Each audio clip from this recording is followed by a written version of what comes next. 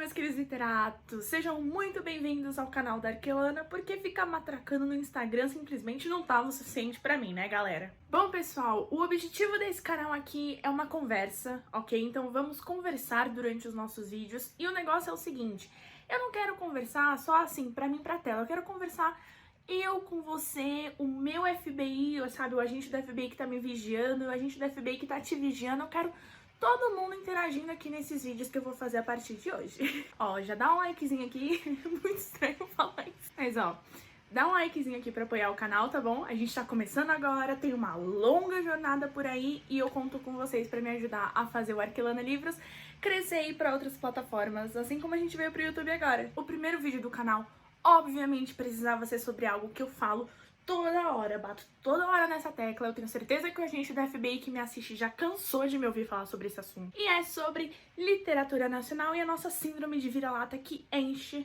o meu saco. Apesar de eu ter sido vítima dessa síndrome por vários anos e ter me livrado dela até que recentemente. Pra gente começar a falar sobre síndrome de vira-lata, a gente precisa ir lá pros primórdios da nossa história escolar. Exatamente, nossa matéria de história.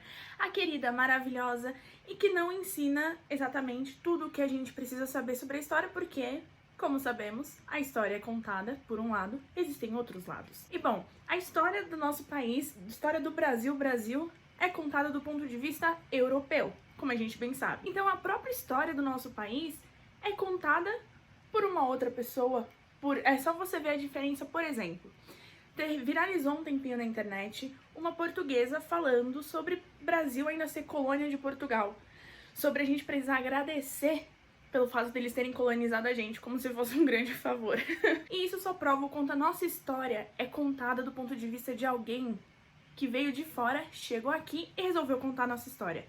Essa é a história que a gente aprende na escola muitas vezes. E dando ainda um pouquinho mais de exemplificação, porque eu não quero ficar no achismo, é só a gente pensar no dia do índio que a gente tem. Índio, já vamos começar com a palavra índio, que o termo certo seria indígena. Eu não sei como foi pra vocês na criação escolar de vocês, mas uma coisa que eu fazia muito quando eu era mais nova era no dia do índio, vou chamar de dia do indígena, porque dá um desconforto, então no dia do indígena a gente se fantasiava de índio, a gente falava com indígenas, a gente tinha uma conversa com eles como se fosse exótico, como se não fosse o reflexo da nossa própria história ali, como se fosse um negócio estranho pra gente.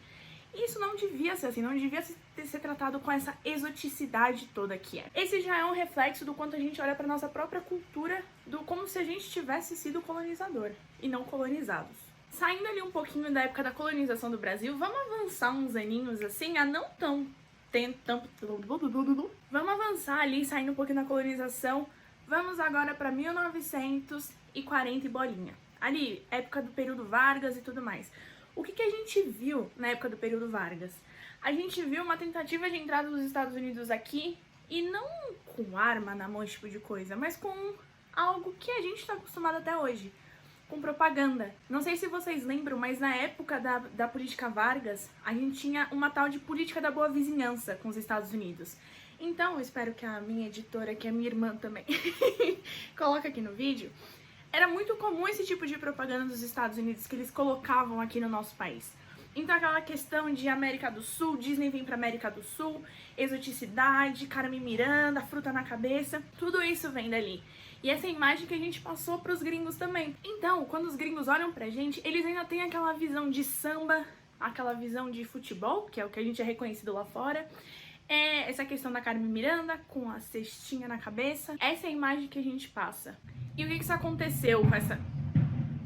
O cara tá cantando pneu agora que eu tô gravando o vídeo, é massa. E ok, com essa chegada dos Estados Unidos à nossa cultura, importação de fast food, de literatura, novela, tudo mais, de supervalorização do que vem de fora. Com toda essa valorização, a gente começou a olhar pro que vinha de fora. A gente já olhava antes, mas eu tô contextualizando um pouco mais próximo da gente. Olhar pro que vinha de fora, pro que era norte-americano e pensar, isso é bom, o que é nosso é ruim. E não se enganem, tá? Isso já vinha de antes, romancismo, de todas essas classes literárias mais antigas que buscavam inspiração lá fora e traziam pra cá como se fosse bom, o que viesse daqui não fosse legal, que fosse literatura nacional não fosse bom, Mas esse é um assunto muito denso pra tratar em outra hora. Vamos falar sobre importação brasileira? Vamos falar de um negócio que todo mundo conhece, o funk. Ele não nasceu no Brasil, ele é norte-americano, ali da década de 1960, muito conhecido, muito famoso. Veio pro Brasil, o que o brasileiro fez, que a gente adora fazer isso, a gente pegou, misturou, colocou nossos elementos e virou o funk que a gente conhece hoje. Então, o funk tem diferenças de área, de região, de idioma. O funk é uma grande mistura. E o que aconteceu? Esse nosso funk brasileiro foi pra fora. Então a gente vê agora essas grandes academias, até os coreanos do YouTube dançando, americano do YouTube dançando, todo mundo dançando, todas as nacionalidades dançando nosso funk. Ele tem a nossa marca, a nossa característica, e ele é ainda muito repudiado aqui dentro. Mas se você parar pra perceber, quando ele foi pra fora, ele foi visto como alguma coisa legal. Aí virou cultura brasileira. Precisou chegar na gringa pra alguém olhar pro funk e falar assim, isso é interessante. Outro exemplo ali pra ser um pouquinho mais didática. Futebol, galera. Você já percebeu que muita gente só vira brasileiro na Copa do Mundo? Não sei se você é desse time, eu já fui desse time, mas chega a hora da Copa do Mundo, você chega e fica com sangue amarelo, verde e amarelo, azul ainda, tem um pouquinho de azul ali no meio. Depois que passar a Copa do Mundo, volta a odiar tudo do Brasil. E isso talvez tenha um motivo porque externalizou. O futebol não virou mais uma coisa de identidade brasileira, virou uma identidade brasileira pro mundo lá fora. E a gente adora isso, a gente adora ser visto lá fora. Mas se não fosse reconhecido lá fora, a gente ainda ia gostar? A gente ainda ia amar com o mesmo amor que a gente tem agora? Agora vamos falar de literatura nacional propriamente dita, agora que você já tem todo o contexto histórico ali de vários anos pra ser contado. Dá pra você chegar lá em 1500, galera, com conteúdo histórico que tem aqui, porque a Arquelana é cultura. Livros nacionais. Os livros, assim como a gente vê a questão da música, da comida, da televisão, não é diferente. A gente tem a tendência a olhar pra fora e achar que é melhor do que a gente tem aqui dentro. Como é que a gente vê isso? Não sei se vocês já viram esse tipo de discussão, pessoas que reclamam que não gostam de ler livros nacionais por causa dos nomes. Que, tipo, não consigo ler um livro nacional porque o cara se chama José Bezerra. Armindo. Vamos trabalhar com Armindo. Não consigo, não gosto, acho feio. Por que você acha feio? Porque a associação dos nomes que a gente tem não são associações boas. Quando você fala Armindo, você tem uma imagem na sua cabeça que não é uma imagem positiva. Mas agora, se você vê um nome lá impronunciável, assim, você bate o olho, você sabe que é impossível pronunciar aquilo. Aí você vai se falar, nossa, que chique. Eu não consigo pronunciar. É exatamente isso que acontece. Você pensa, você vê aquilo, caramba, que negócio novo. É bonito pra caramba. É lindo. Vou ler. É puro preconceito, meu povo. É puro preconceito. E é um preconceito que a gente nem percebe. A gente começou a perceber não faz muito tempo, não. Que a gente olha e fala assim, por que eu me sinto desconfortável com o nome Armindo, Alzira, Jennifer? Jennifer ainda é um nome gringado, né, ali no meio, porque tem as Jennifers da vida. E aí a gente vem pras fanfics. Um exemplo ali muito bom de americanização.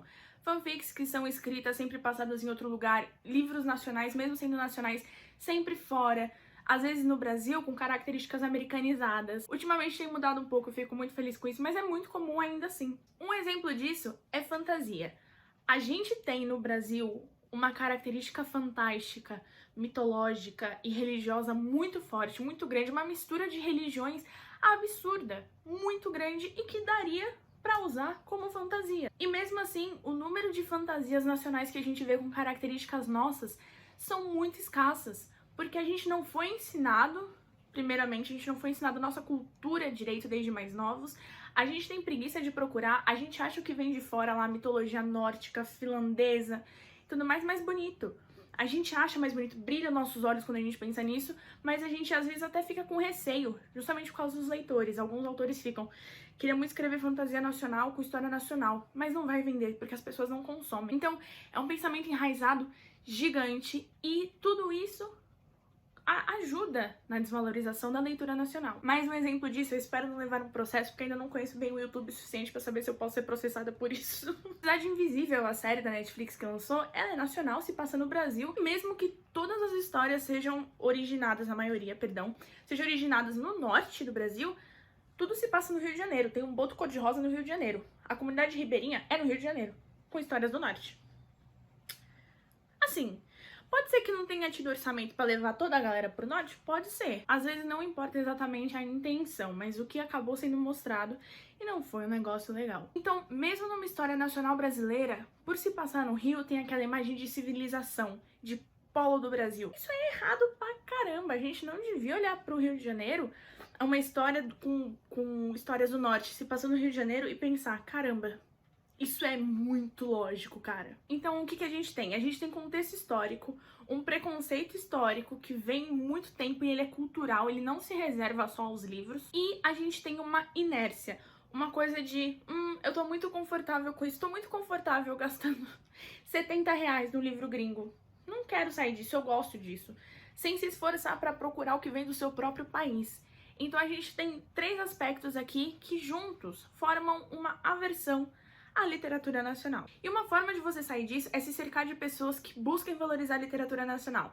Instagram literário, booktuber, amigos seus que gostem de ler, uma fofoquinha literária. Você é Maria Fifi? Literária é tudo de bom, galera. Então, ir atrás, sair do seu estado de inércia é a primeira coisa, porque tem gente falando sobre literatura nacional. Agora você precisa dar visibilidade pra essa galera. Ir atrás de autores, ver qual estilo você gosta mais, porque a gente tem tanto autor, especialmente independente, se publicando, eu te garanto que falta de literatura não tem. Gente, se você vai na Amazon, nas coisas de Kindle Unlimited, você vai ver de tudo, mas tudo mesmo. Não é desculpa. Então, esse foi o primeiro vídeo.